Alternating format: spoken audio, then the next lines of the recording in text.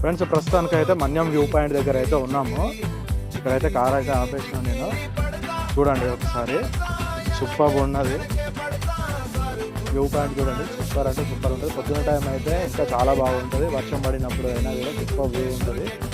పొద్దున వస్తే ఏంటంటే మనకి మేఘాలు కూడా ఉంటాయి కదా, అన్నీ ఇట్లా మనకి తగులుకుంటూ పోయినట్టు ఉంటుంది.